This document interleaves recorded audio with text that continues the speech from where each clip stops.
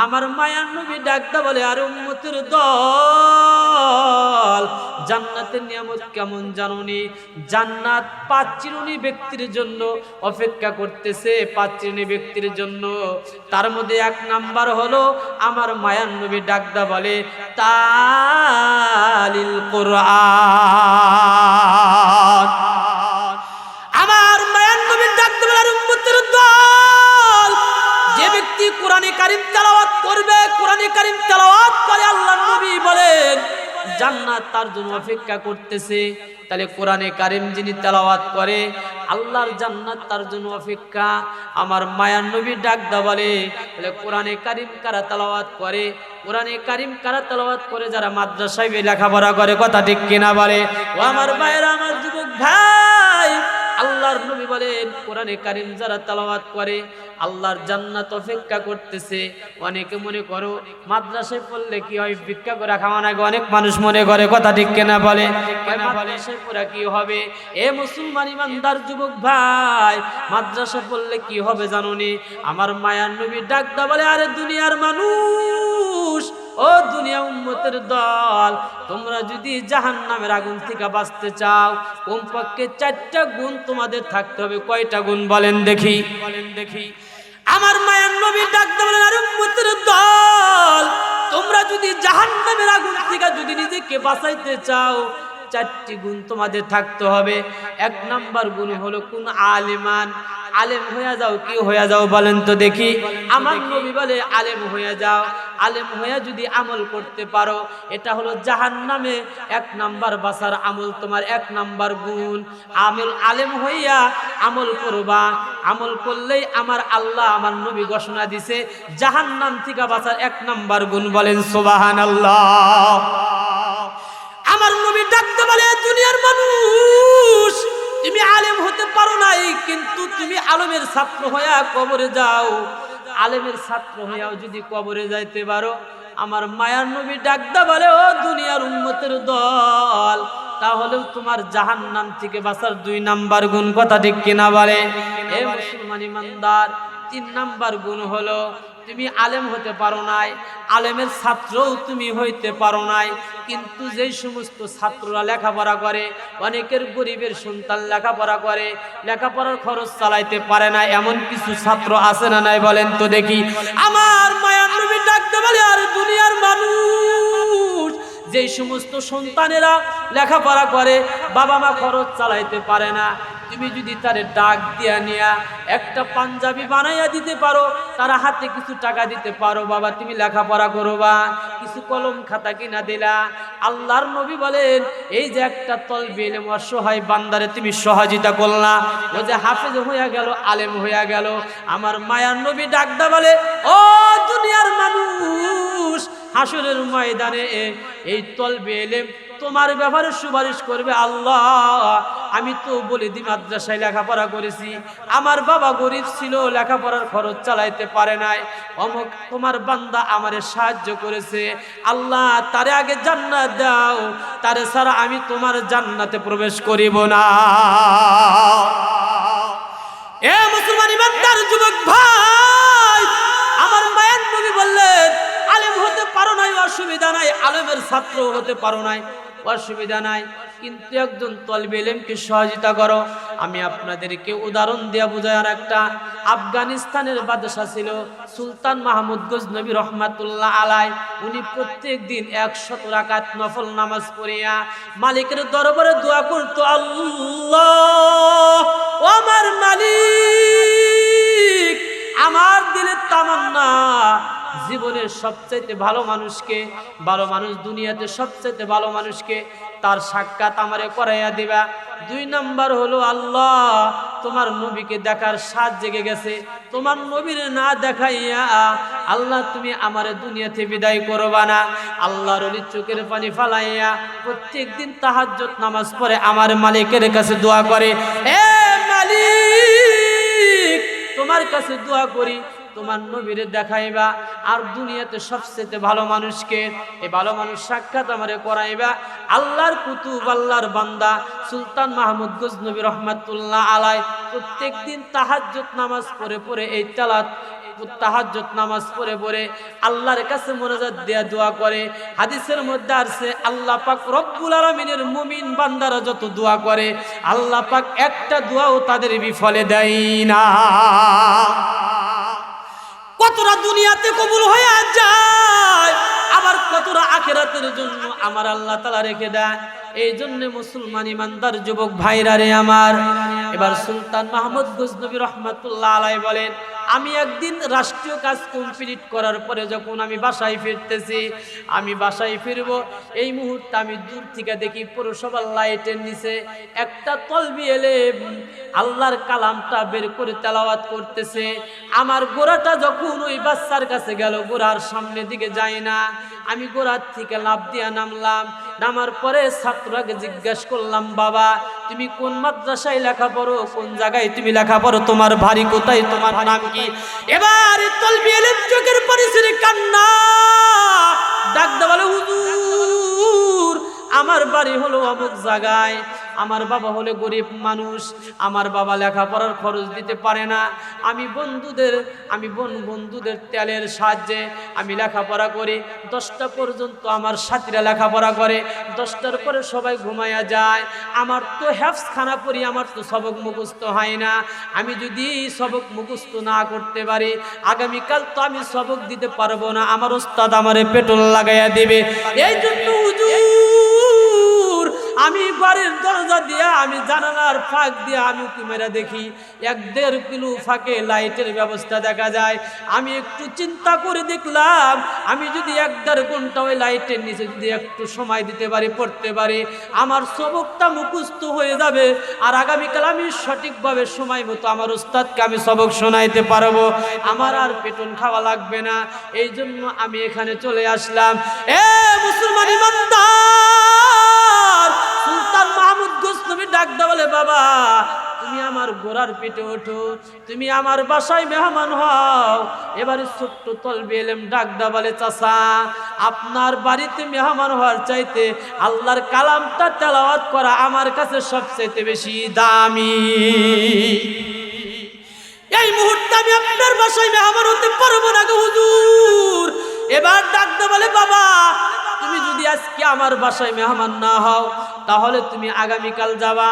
এবার ডাকদা বলে, আগামীকালও যাইতে পারবো না। বলে তারপরের দিন যাবা? কই আমি তাও যাইতে পারবো না, কারণ আপনার বাসায় মেহমান হওয়ার চাইতে আল্লাহর কালামটা তেলাওয়াত করা আমার কাছে সবচেয়ে বেশি পছন্দনীয়। এবার আল্লাহর ওলি, এবার সুলতান মাহমুদ গজনবী রহমাতুল্লাহ আলাইহি ডাকদা বলে, এ বাজার তুমি যদি 3 দিন পরেও না যাইতে পারো, 4 দিনের দিন আমার বাসায় মেহমান হবা। এবার তলবে এলেম রাজি হয়ে গেল। রাজি হওয়ার পর ডাকদা বলে, চাচা আমি আপনার বাসায় মেহমান হব ঠিক আছে, কিন্তু আমার আবার আগামীকাল যে আপনার বাসায় মেহমান হব, পরের দিন আবার ঠিক মতো আমার মাদ্রাসায় আমারে পৌঁছায় দিতে হবে। এই শর্ত যদি আপনি রাজি হন তাহলে আমি আপনার বাসায় মেহমান হতে পারি। মুসলমান ইমানদার, সুলতান মাহমুদ গজনবী রহমাতুল্লাহ আলাইহি ডাকতে বলে, বাজার ঠিক আছে ঠিক আছে, কোনো সমস্যা নাই, তোমার শর্ত পূরণ করা হবে।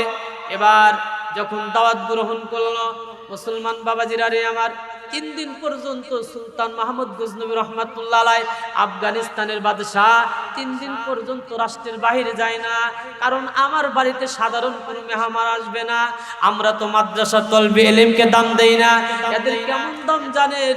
কারণ আল্লাহর নবী বলেন, যারা কোরআনের পাখি, সহি পাখি, এদের পায়ের নিচ দিয়ে আল্লাহ তাআলা রহমতের ফেরেশতারা জান্নাতের বিছানা আমার আল্লাহ বিছায়া দেয়। মুসলমান ইমানদার, এবারে তলবে এলেম 3 দিন পর্যন্ত দাওয়াত গ্রহণ করেছে। আফগানিস্তানের বাদশাহ সুলতান মাহমুদ গজনবী রহমাতুল্লাহ আলাইহি কি মনে করেন? 3 দিন পর্যন্ত রাষ্ট্রীয় কাজে বাসার বাইরে যায় না, আমার বাসায় দামি মেহমান আসবে, এই জন্য তিনি প্রস্তুত গ্রহণ করতেছেন। বিবিকে ডাকদা বলছে, দামি রান্নার ব্যবস্থা করো, দামি খানার ব্যবস্থা করো। আমার জীবনে এমন কোনো মেহমান কোনোদিন আসে নাই, এমন দামি মেহমান আর জীবনে আসবে কিনা জানা নাই। এবার বাসার ভিতরে সুন্দর সুন্দর বিভিন্ন আইটেমের খানার ব্যবস্থা করা হয়েছে। 3 দিন হয়ে যাওয়ার পর আর তলবে এলেমের কোনো খবর নাই। 4 দিনের দিন তার চাকরকে পাঠাইয়া দিছে, যাও ওই যে পৌরসভার লাইটের নিচে প্রত্যেক দিন একটা বাচ্চা কোরআনে কারিম তেলাওয়াত করে, আল্লাহর কালামটা তেলাওয়াত করে প্রত্যেক দিনের ন্যায়। আজকেও তিনি ওই কোরআনে কারিম তেলাওয়াত করতেছে। উনি আমার দাওয়াত গ্রহণ করার পরে কেন আসলো না? আমি 4 দিন পর্যন্ত তার কারণে আমি রাষ্ট্রীয় কাজে বাইরে যাই নাই। যাও তার কাছে দাওয়াত পৌঁছাও, তারে আমার কাছে নিয়ে আসো। এ দুনিয়ার মানুষ, এবার চাকর যখন আসলো, আসার পরে দেখে প্রত্যেক দিনের নাই ওই খাম্বের নিচে লাইটের নিচে কোরআনে কারিম তেলাওয়াত করে। ভাই, তুমি না বাদশাহ সুলতান মাহমুদের দাওয়াত গ্রহণ করেছো, তুমি কেন তার ডাকে সাড়া দাও নাই? এবার বলল, বাদশার দাওয়াতের চাইতে আল্লাহর কালাম তেলাওয়াত করা আমার কাছে কোটি কোটি গুণ বেশি পছন্দনীয়। এবার আল্লাহর বান্দা এবার তার গোড়ার উপর উঠাইয়া সর করিয়া বাদশার দরবারে নিয়ে গেল। বাদশার দরবারে নিয়ে যাওয়ার পরে এবার ডাকদা বলল, বাজান তুমি আমার দাওয়াত গ্রহণ করলা, আমার দাওয়াত গ্রহণ করার পর তুমি 3 দিন পর্যন্ত তোমার জন্য অপেক্ষা করলাম, তুমি কেন আসলা না? এবার ডাকদা বলে, হুজুর আল্লাহর কোরআনটা তেলাওয়াত করা আমার কাছে বেশি ভালো লাগছে, এই জন্য আমি আসতে পারি নাই। এক কথাই মুসলমান ইমানদার খানা খাইলেন, খানা খাওয়াইয়া ডাকদা বললেন, বাবা বলো 1 বছর লেখাপড়া করতে তোমার কয়টা খাতা কলম লাগে, কয়টা জামা লাগে, কত টাকার তেল লাগে, আমার হিসাব দাও। পুরা 1 বছরের খরচ আমি তোমার এখন নগদ কি করে তুমি প্রদান করবো? বলেন সুবহানাল্লাহ। পুরা 1 বছরের খরচ তোমাকে দিয়ে দিই। কি মনে করে সুলতান মাহমুদ গজনবী রহমাতুল্লাহ আলাই 1 বছর কয়টা জামা লাগে, কয় টাকা তেল লাগে, কয়টা খাতা কলম লাগে, 1 বছর খরচ করার জন্য যত টাকার প্রয়োজন সবগুলো টাকা একত্র করিয়া একটা তহবিলের ভিতর দিয়া বললে, বাবা যাও, কিন্তু তোমার কাছে একটা আমি দরখাস্ত করব, একটা আবেদন জানাবো। তুমি যখন নামাজ পড়ে নিজের জন্য দোয়া করবা, তুমি একটু বলবা, আল্লাহ সুলতান মাহমুদ গজনবীর মনের আশা তুমি পুরা করিয়া দাও। এই তলবে ইলম ডাকতে বলে, হুজুর আপনি কি বললেন? আপনি এত বড় উপকার আমারে আপনি করলেন, এত সুন্দর সহযোগিতা করলেন, আমি আপনার জন্য নামাজ পড়ে স্পেশাল পার্সোনাল একটা আপনার জন্য দোয়া দিব। সুলতান মাহমুদ গজনবী রহমাতুল্লাহ আলাইহি ডাকদা বলে, বাজান আমার জন্য পার্সোনাল কোনো দোয়ার দরকার নাই, তুমি যখন নামাজ পড়ে তোমার জন্য দোয়া করবা তখন বলবা, আল্লাহ সুলতান মাহমুদ গজনবীর মনের আশা তুমি পুরা করিয়া দাও। এই তলবে ইলম যখন পরের দিন মাদ্রাসায় যায়, মাদ্রাসায় যাওয়ার পর ওযু বানাইয়া ওফিলটা পাশে রাখিয়া নামাজে দাঁড়াইয়া নামাজের মধ্যে তেলাওয়াত করতেছে। নামাজটা শেষ করেছে, নামাজ শেষ করার পরে এইদিকে সুলতান মাহমুদ গজনবী রহমাতুল্লাহ আলাইহি তিনি নামাজ পড়িয়া শুয়ে গেছেন। ওইদিকে তলবে ইলম নামাজ পড়িয়া মুনাজাত দিয়ে হাত উঠাইয়া দিছে, হাত উঠাইয়া দোয়া করছে, আল্লাহ আসমানের মালিকের কাছে দোয়া করছে, মালিক আল্লাহর কাছে দোয়া করছে, আল্লাহ সুলতান মাহমুদ গজনবী আমার এত বড় উপকার করছে, আল্লাহ তুমি তার মনের আশা পুরা করিয়া দাও। এইদিকে সুলতান মাহমুদের সামনে পাশে আমার নবী তার মাতার শিওরে দাঁড়ায়া যায়। এ মুসলমান ইমানদার যুবক ভাই, রহমতের নবী মায়ার নবী ডাকতে বলে, সুলতান মাহমুদ তোর জীবনের তামান্না নবীকে দেখবি, আমি মুহাম্মদুর রাসূলুল্লাহ, তুই আত্মা বলেন তোর নবীকে দেখেনি। এ মুসলমান ইমানদার, আর তুই বলেছিলি তোর জীবনের সবচেয়ে বড় তামান্না দুনিয়া ভালো মানুষকে সবচেয়ে ভালো মানুষের সাক্ষাৎ। দুনিয়ার সবচেয়ে ভালো মানুষ হলো যারা কোরআনের শিক্ষা, যারা কোরআনে কারিম শেখে, কোরআনে কারিম শেখে, কোরআনওয়ালা তারাই দুনিয়ার মধ্যে সবচেয়ে ভালো মানুষ। বলেন সুবহানাল্লাহ। এই জন্য মুসলমান ইমানদার, আল্লাহর নবী বলেন, আলেম হতে পারো নাই, আলেমের ছাত্র হতে পারো নাই, কিন্তু যদি একটা দুর্বল, একটা গরিব ছাত্রকে যদি সহযোগিতা করতে পারো, এটা তোমার জাহান্নামে বাঁচার জন্য 3 নাম্বার আমল। বলেন সুবহানাল্লাহ। এই জন্য আল্লাহর নবী বলে, জান্নাত 5 প্রকার ব্যক্তির জন্য, 5 শ্রেণীর ব্যক্তির জন্য অপেক্ষা করতেছে। তার মধ্যে 1 শ্রেণী হলো যারা কোরআনে কারিম তেলাওয়াত করে। কথা ঠিক কিনা বলে? এ মুসলমান ইমানদার যুবক ভাই, আপনার মাদ্রাসায় কোরআন তেলাওয়াত না হইলেও বলদি দারুল কোরআন হাফিজা মাদ্রাসায় আল্লাহর কসম তামাম পৃথিবীর মানুষগুলো যখন ঘুমায়া থাকে রাত্রি 3:30টার সময় ওস্তাদের হাফেজ সাহেবরা ছাত্রদেরকে ডাক দাও উঠায়, যে সময় আপনার ঘুমের ভিতরে মগ্ন থাকি, কথা ঠিক কিনা বলে? এই ছোট্ট ছোট্ট বাচ্চারা ঠান্ডা পানি দা উযু বানাইয়া ওই সময় তারা তাহাজ্জুদের নামাজে দাঁড়াইয়া তাহাজ্জুদ নামাজ পড়ে পড়ে তেলাওয়াত করে, এলাকার জন্য দোয়া করে, মাদ্রাসার জন্য দোয়া করে, তারপরে আল্লাহর কোরআনে কারীম আল্লাহর কিতাব না বসে যায়, কথা ঠিক কিনা বলে? কোরআনে কারীম যারা তেলাওয়াত করে আল্লাহর সঙ্গে তারা কথা বলে। এই জন্য মুসলমান ইমানদার আল্লাহর নবী বলে জান্নাত 5 প্রকার ব্যক্তির জন্য অপেক্ষা করতেছে, তার মধ্যে এক প্রকার হলো তালিল কোরআন, যারা কোরআনে কারীম তেলাওয়াত করে আল্লাহর জান্নাত তাদের জন্য অপেক্ষা করতেছে।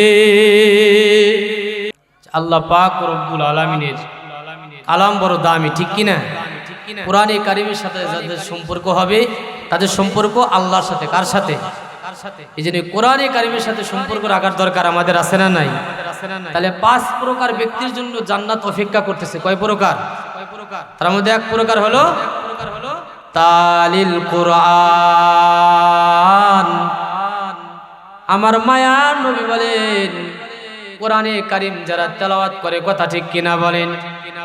কোরআনে কারীম তেলাওয়াত বড় ইবাদত। কোরআনে কারীম তেলাওয়াত এত সুন্দর। কোরআনে কারীম বান্দা যখন তেলাওয়াত করে আল্লাহর সঙ্গে কথা বলা হয়ে যায়, বলেন সুবহানাল্লাহ। যেহেতু হাসরের ময়দানে আমার আল্লাহ নিজেও কোরআনে কারীম তেলাওয়াত করবে, কথা ঠিক কিনা বলেন? আল্লাহ পাক রব্বুল আলামিনের তেলাওয়াত সকল জান্নাতীরা শুনবে, কথা ঠিক কিনা বলে? দুনিয়াতে যারা কোরআনে কারীম তেলাওয়াত করবে, দুনিয়ার ভিতর যারা কোরআনে কারীম তেলাওয়াত করবে, আল্লাহ পাক রব্বুল আলামিন ওই বান্দারে কবরের ভিতরে আল্লাহ পাক রব্বুল আলামিন এই কোরআনের তেলাওয়াত করার কারণে আল্লাহ তাআলা জান্নাতের নিয়ামত দ্বারা ভরে দিবে, বলেন সুবহানাল্লাহ। এই জন্য কোরআনে কারীম তেলাওয়াত কোন জায়গায় বেশি হয়? মাদ্রাসায়, কথা ঠিক কিনা বলে? এই জন্য এদের দাম বড় আল্লাহ তাআলার কাছে অনেক বেশি। হাফিজে কোরআনের দাম আল্লাহ তাআলার কাছে অনেক বেশি। যারা কোরআনে কারীম তেলাওয়াত করেছে, যে সমস্ত মা বাবা সন্তান কোরআনের হাফিজ হয়েছে, যে মার সন্তান কোরআনের আলেম হয়েছে, হাসরের ময়দানে এই আলেম সন্তান, এই হাফিজে কোরআন সন্তান মারে সুপারিশ কইরা জান্নাত নিয়ে যাবে, বলেন সুবহানাল্লাহ। হাফিজে কোরআনের সন্তানের দাম কেমন জানেন না? জুন্নুল মিসরি রহমাতুল্লাহ আলাইহি একটা ঘটনা নিয়ে আসছেন। আল্লাহর এক বান্দার 2টি মাত্র সন্তান, আপনি নিয়াত করেছেন 2টি সন্তানকে কোরআনের আলেম বানাবে, 2টি সন্তানকে কোরআনের হাফিজ বানাইবে। কিন্তু কপাল কত খারাপ হয়ে গেছে, বড় সন্তান কয়েক পারা পরেই লেখাপড়া বন্ধ করে দেয়, মনটা খারাপ হয়ে গেল। চিন্তা করলো ছোট ছেলে আব্দুল্লাহ ওরে মাদ্রাসায় দিব, কোরআনে হাফেজ হবে। আমি যদি হাফেজের বাবা হইয়া, হাফেজের মা হইয়া আমি যদি কবরে যাইতে পারি, হাসরের ময়দানে নবীর শাফাত পাবো, কবরে শান্তি পাবো। এই জন্য ছোট্ট ছেলের পিছনে মেহনত করে। ছোট্ট ছেলেটা আস্তে আস্তে হাফেজে কোরআন হইতেছে, প্রায় শেষের দিকে হঠাৎ করে মা অসুস্থ হয়ে গেল। মা যখন অসুস্থ হয়ে যায়, আব্দুল্লাহর বাবা তার মাকে ডাক দা বলে, তোমার হাফেজে কোরআনকে খবর দেই, তুমি তো অসুস্থ হয়ে গেছো, তোমার পাশে বসে বসে কোরআনে কারীম তেলাওয়াত করবে, সূরাতুল ইয়াসিন তেলাওয়াত করবে, সূরা আর রহমান তেলাওয়াত করবে, তোমার দিলের ভিতর ভালো লাগবে। এবার মা ডাকতে বলে, স্বামী না না, আমি মার অসুস্থর খবর আমার সন্তানকে তুমি দিও না, কারণ আমার সন্তান যদি আমি মার অসুস্থর খবর শুনে সে 30 পারা কোরআনের হাফেজ হতে পারবে না, মনটা খারাপ হয়ে যাবে, আমার সন্তানকে তুমি খবর দিও না। এমন কথা বলতে বলতে আল্লাহর বান্দি দুনিয়ার মায়া ত্যাগ করিয়া দুনিয়া থেকে বিদায় হয়ে যায়। আব্দুল্লাহর বাবা চোখের পানি ছেড়ে কান্না আর ডাক দা বলে, বিবি রে, আমি তোমারে বারবার বললাম তোমার কোরআনের হাফেজকে একটু খবর দেই, তোমার পাশে বসে বসে কোরআনে কারিম তেলাওয়াত করবে, তোমার একটু ভালো লাগবে। তুমি নিষেধ করলা, আজকে তোমার জবান বন্ধ হয়ে গেলে দুনিয়াতে বিদায় হয়ে গেলা। আব্দুল্লাহর বাবা মনটা বড় ভার, গভীর রাত্রে চিঠি লেখা আব্দুল্লাহর বন্ধুর কাছে পাঠায়া দেয়, যাও সাবধান, আমার আব্দুল্লাহরে কিন্তু বলবা না তোর মা মারা গেছে। চিঠিখানা নিয়ে হাতে দিবা, চিঠির মধ্যে লিখে দিছে, বাবা আব্দুল্লাহ তোমার মা অনেক অসুস্থ, তাড়াতাড়ি ছুটি নিয়ে বাড়িতে আসো। এবার আব্দুল্লাহর বন্ধু গভীর রাত্রে চিঠিটা নিয়ে মাদ্রাসায় যায়। চিঠি নিয়ে যাওয়ার পর আব্দুল্লাহ যে রুমে ঘুমায়, রাত গভীর হয়ে গেছে, দেখে আব্দুল্লাহ যে রুমের ভিতরে ঘুমায় ওই রুমটা খোলা দেখা যায়, ওই রুম বাতি জ্বলতেছে। আব্দুল্লাহর বন্ধু যখন ভিতরে গেলেন, যাওয়ার পরে দেখে আব্দুল্লাহর চোখ বেয়ে বেয়ে টপ টপ করে পানি পড়তেছে। আব্দুল্লাহর চোখের মধ্যে পানি দেখা যায়। এবার আব্দুল্লাহর বন্ধু ডাকতে বলে, ভাই কি হয়েছে, তুমি কি জন্য কান্না করো? ডাকতে বলে, ভাই আমি ঘুমাইতে চাই কিন্তু ঘুম আসে না, আমার মনে যেন সাক্ষী দেয় আমার মা দুনিয়াতে বিদায় হয়ে গেছে। আমি ঘুমাইতে যাই কিন্তু আমার ঘুম আসে না। চিঠিটা আব্দুল্লাহর হাতে যখন দিছে, চিঠিটা হাতে দেওয়ার পর এবার আব্দুল্লাহ দেখে আর চিঠিখানা পরে আর চোখের পানি ছেড়ে ছেড়ে কান্না করে। এবার তার বেডিংটা গোছাইয়া এবার হুজুরের কাছে গেলেন। এবার ওস্তাদকে ডাকতে বলে, হুজুর আমার মা অনেক অসুস্থ, আপনি আমার মার জন্য দোয়া করবেন আর আমাকে ছুটি দিয়া দেন। এবার ওস্তাদ তাকে ছুটি দিয়া দিল।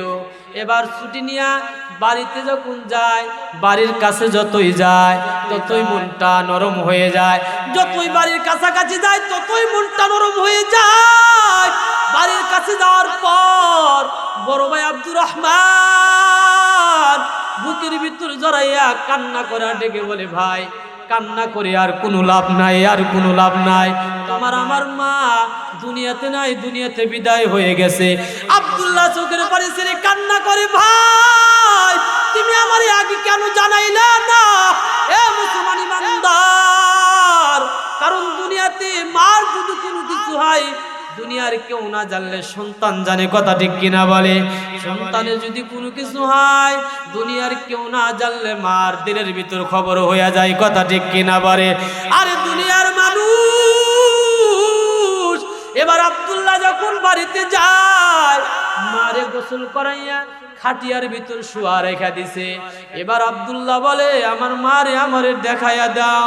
এবার মার খাটিয়ার কাছে যাইয়া এবার মার চেহারা থেকে কাপড় সরাইয়া এবার মা মা বলে ডাকতে বলে, মা তুমি যেইভাবে দুনিয়া থেকে বিদায় হইয়া যাবা, মা তুমি কেন তোমার 30 পারা কোরআন হাফেজকে জানাইলা না? ও মা তুমি তাকাইয়া দেখো, তোমার 30 পারা কোরআন হাফেজ তোমার সামনে দাঁড়ায়া রয়েছে। আমি আপনাদেরকে বলবো, কিয়ামত পর্যন্ত যদি কান্না করে মৃত মা কোনোদিন কথা বলবে নাকি? আর কোনোদিন মা কোনো কথা বলবে না রে যুবক ভাই, ও বৃদ্ধ বাবাজি আম্মা জানেরা। এবার মা দুনিয়াতে বিদায় হয়ে গেল, মারে দাফন করার জন্য নিয়ে গেল। এবার আব্দুল্লাহ মা যেই খাটে ঘুমাইতো ওই খাটে রাত্রে শুইয়া এবার কল্পনা করার মাকে ডাকতে বলে, মা আমি যখন প্রত্যেক বৃহস্পতিবার বাড়িতে আসতাম তুমি কত কথাই না আমারে বলতা, তোমার চেহারা শুকাইয়া গেছে। ও আমার মা, আজকে তো আমার কেউ আদর দেয় না, কেউ কোনো কথা বলে না। মা এই কথা বলতে বলতে যখন ঘুমায়া গেছে, ঘুমের মধ্যে স্বপ্নে দেখে আব্দুল্লাহর মা তার মাতার কাছে আইসা দাঁড়াইয়া গেছে। দাঁড়াইয়া ডাকতে বলে, বাবা আব্দুল্লাহ তুমি যখন 30 পারা কোরআন হাফেজ হয়েছো, আমি তোমার মা, আমার কবরটা ছিল জাহান্নামে ভরা। তুমি আমার বাবা 30 পারা কোরআন হাফেজ হওয়ার কারণে আল্লাহ তাআলা আমার কবরটা জান্নাতের বাগান বানাইয়া দিছে। এই জন্য মুসলমান বাবাজি, যদি ওই কবরের ভিতর শান্তিতে থাকতে চাও একটা ছেলের হাফেজে কোরআন বানাও, ছেলে যদি না থাকে নাতিরে হাফেজে কোরআন বানাও। আগে তো কত দূরে দূরে মাদ্রাসা ছিল, এখন তো আলহামদুলিল্লাহ প্রত্যেক গ্রামে মাদ্রাসা, কথা ঠিক কিনা বলে? যেই যে আমাদের বলতি দারুল কোরআন মাদ্রাসা, অসংখ্য ছাত্র এখানে হাফখানায় লেখাপড়া করে, কথা ঠিক কিনা বলে? ছাত্র নুরানিতে পড়ে। যেই সমস্ত মা বাবা জীবনে হাদিসের নাম শোনে নাই, আজকে ওই সমস্ত মূর্খ মা বাবারাও হাদিস মুখস্থ করে ফেলাইছে, কথা ঠিক কিনা বলে? ও দুনিয়ার মুসলমান ইমানদার, এই জন্য কোরআনওয়ালা হয়ে যাও। হাফেজে কোরআনের বাবা হয়ে যদি কবরে যাইতে পারো, ওই কবরটা তোমার জন্য জান্নাতের বাগান হয়ে যাবে। এই জন্য আল্লাহ পাক রব্বুল আলামিন আমাদের সকলকেই হাফেজে কোরআনের বাবা হইয়া কবরে যাওয়ার তৌফিক দান করুক। আল্লাহুম্মা আমিন বলেন।